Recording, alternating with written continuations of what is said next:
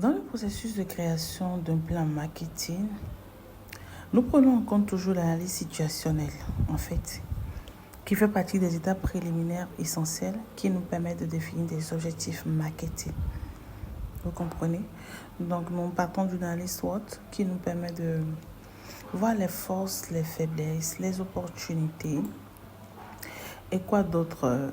Forces, faiblesses, opportunités, menaces, en fait, qui peuvent peser sur notre entreprise.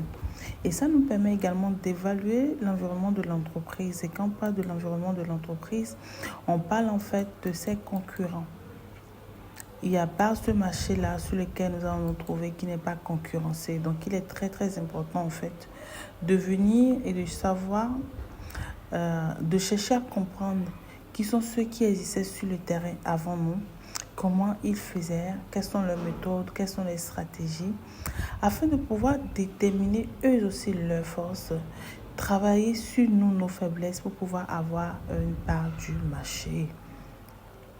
Et moi, personnellement, c'est une analyse que je n'avais pas faite au départ quand je me lançais dans l'entrepreneuriat digital et tout. Je me disais, voilà, j'avais mon produit, je savais ce que je voulais vendre, voilà, que ça pourrait aller, quoi, et tout. Sauf que je n'avais pas pris en compte certaines choses qui a joué sur moi par la suite, puisque l'année qui a suivi, après la première année de ma première entreprise, j'ai fermé les portes et tout, parce que moi, je réduisais les prix en me disant que oui, avec la réduction des prix, j'aurais plus une marge de clients, j'aurais plus de contrats. Sauf qu'en réduisant les prix sans aucune analyse du terrain, le client a l'impression que le service ne sera pas de qualité. Donc, il ne faut pas réduire les prix au point de réduire plus les prix au point où les clients ont peur. Moi, je n'avais pas pris ces petits détails-là en compte.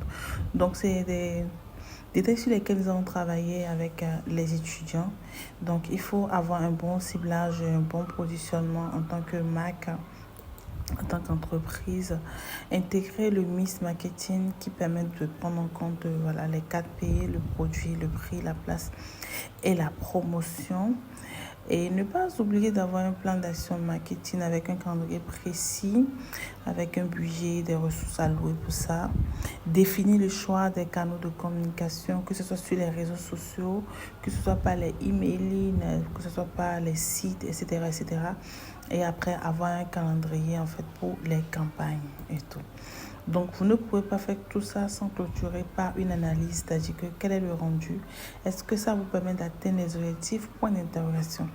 Donc, aujourd'hui, nous terminons notre section sur l'élaboration d'un plan marketing. Je ne sais pas si je vous ai appris un peu. Je ne sais pas si toutes ces informations vous aideraient ou bien vont vous aider un peu dans votre business. Si c'est le cas, laissez-moi un commentaire. Je serai honorée de savoir que j'ai apporté un plus en fait à votre stratégie marketing aujourd'hui. Et si ce n'est pas le cas et que vous vous retrouvez face à des défis où vous ne savez pas comment faire, faites-moi un coucou, prenez une consultation gratuite pour qu'on puisse en discuter. On se dit ciao!